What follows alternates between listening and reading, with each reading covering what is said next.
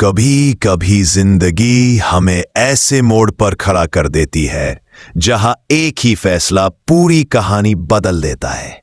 प्यार का इजहार, रिश्तों की सच्चाई और धोखे का सच सब एक ही मंच पर सामने आ जाता है। और अब आने वाला है एक ऐसा तूफान जो सब कुछ हिला देगा। क्या होगा जब दिल की बात सामने आएगी? क्या प्यार जीतेगा या लालच? बने रहिए हमारे साथ, क्योंकि कहानी अब अपने सबसे रोमांचक मोड़ पर पहुंच चुकी है। और हां, अगर आपको हमारी कहानियां पसंद आती हैं तो इस सफर में जुड़े रहने के लिए सब्सक्राइब, शेयर, लाइक और फॉलो करना बिल्कुल ना भूलें। और अब फैसला हो चुका है। प्यार का फैसला। हां, प्यार का फैसला। लेकिन यह फैसला आसान नहीं था। शिवांश के सामने खड़ी थी दो राहें। एक तरफ प्रार्थना, जो चुपचाप अपने दिल की गहराइयों में उससे बेपनाह मोहब्बत करती है मगर उसे कहने से डरती है। दूसरी तरफ सोनालिका, जो हर हाल में शिवांश की जिंदगी में अपनी जगह बनाना चाहती है। शिवांश ने जब यह कहा कि मैं तुमसे नहीं, मैं सोनालिका से प्यार करता हूं और उससे शादी करूंगा, तो वहां मौजूद सबके दिल थम गए। पर यह सिर्फ एक खेल था, एक नाटक, एक चाल जो उसने खुद रची थी। असल में शिवांश का दिल सिर्फ प्रार्थना के लिए धड़कता है, मगर प्रार्थना ने कभी भी यह कबूल नहीं किया कि वह उससे कितना प्यार करती है। वह सिर्फ खामोश रही, क्योंकि उसे लगा कि इस रिश्ते में उसकी अहमियत सिर्फ पैसों तक सीमित कर दी गई है। शिवांश जानता था कि अगर सच सामने आना है तो प्रार्थना को खुद अपने दिल की बात बतानी होगी। और यही वजह थी कि उसने सोनालिका से शादी करने का नाटक रच डाला। शादी की तैयारियां शुरू हो गईं। घर में रौनक तो थी, लेकिन हर कोने में एक अजीब सी बेचैनी भी। प्रार्थना के कदम लड़खड़ाते थे, उसका दिल हर बार टूटता था जब वह देखती थी कि शिवांश सोनालिका के साथ बैठा है, बात कर रहा है, हंस रहा है। मगर अंदर से वे जानती थी कि यह सब सच नहीं है। उसके दिल की आवाज कहती थी कि शिवांश सिर्फ उसी का है और रहेगा। इस बीच प्रार्थना की बहन ने शिवांश को सच बता दिया। दी आपसे बहुत प्यार करती है, वो यहां पैसों के लिए नहीं, सिर्फ आपके लिए आई है। ये सुनकर शिवांश का दिल और मजबूत हो गया। आखिरी कदम उठाना है और प्रार्थना खुद सब मान लेगी। शादी का दिन आ गया। घर में शहनाई की आवाज गूंज रही थी, पर प्रार्थना का दिल सन्नाटे में डूबा हुआ था।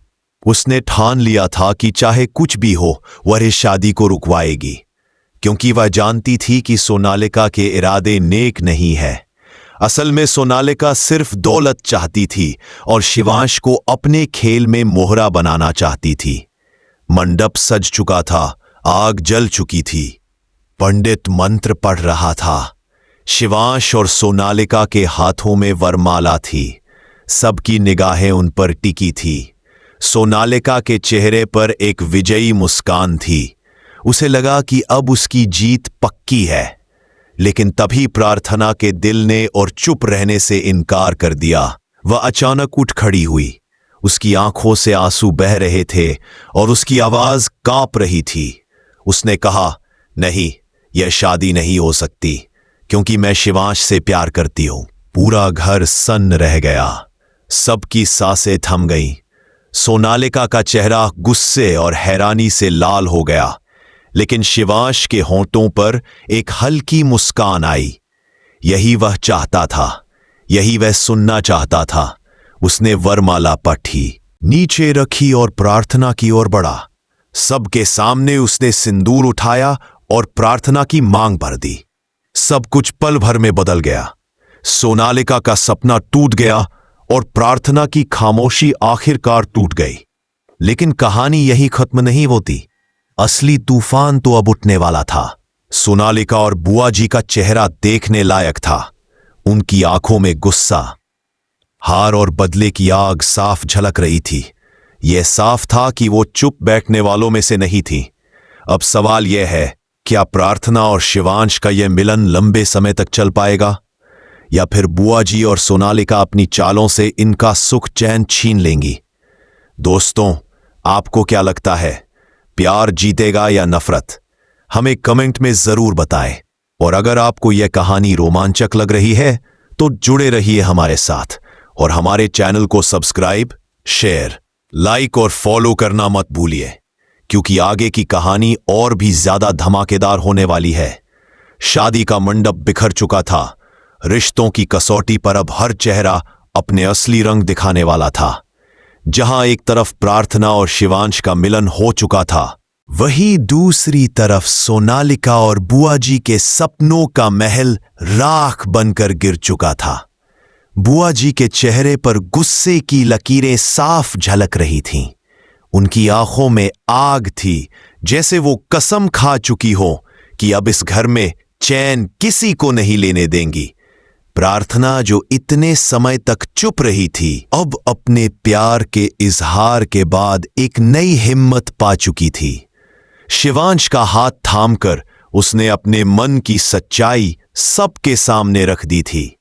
लेकिन यही सच उन लोगों के लिए जहर बन चुका था जो उनके मिलन से जलते थे।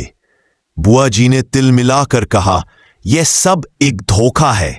प्रार्थना यहां सिर्फ दौलत के लिए आई थी।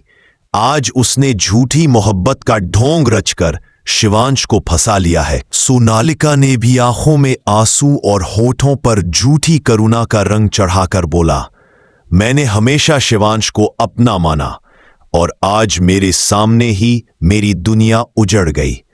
लेकिन याद रखना प्रार्थना, मैं तुम्हें चैन से जीने नहीं दूंगी। घर का माहौल पल भर में भारी हो गया। कुछ रिश्तेदार प्रार्थना पर शक की निगाह डालने लगे, कुछ बुआ जी के सुर में सुर मिलाने लगे। उसने सबके सामने प्रार्थना का हाथ पकड़कर कहा, जिससे मैं मोहब्बत करता हूं वही मेरी पत्नी है, और जो सवाल उठाना चाहते हैं उठाएं। मुझे फर्क नहीं पड़ता, मेरी दुनिया अब सिर्फ प्रार्थना है। शिवांश की यह बात सुनकर प्रार्थना की आंखों से आंसू बह निकले, लेकिन ये आंसू अब डर के नहीं, भरोसे और खुशी के थे। लेकिन जैसे हर खुशी की राह में कांटे होते हैं, वैसे ही उनके रिश्ते के रास्ते में भी साजिशों के जाल बिछ चुके थे। सोनालिका और बुआ जी ने अंदर ही अंदर एक प्लान बनाना शुरू कर दिया। उन्होंने तय किया कि अगर सीधे सीधे नहीं तो चालाकी से इस घर और शिवांश पर अपना हक जमाना होगा। उधर प्रार्थना और शिवांश की जिंदगी नई शुरुआत करने वाली थी, मगर प्रार्थना का दिल बार बार डर से कांप उठता था। उसे लगता था कि कहीं ये खुशी ज्यादा देर तक न टिक पाए। उसने कई बार शिवांश से कहा, मुझे डर है कहीं बुआ जी और सोनालिका हमारी जिंदगी बर्बाद न कर दें। शिवांश हर बार मुस्कुराकर उसका माथा चूम लेता और कहता, जब तक मैं हूं तुम्हें कोई छू भी नहीं सकता। इन प्यार भरे लम्हों में भी तूफान की आहट महसूस हो रही थी। कुछ ही दिनों में घर के बिजनेस में भी अजीब हलचल शुरू हो गई। कंपनी के कागजात में गड़बड़ियां सामने आने लगी। शिवांश को समझ में आया कि कोई अंदर से धोखा दे रहा है, और उसकी पहली शक की सुई सोनालिका और बुआ जी की ओर घूमी।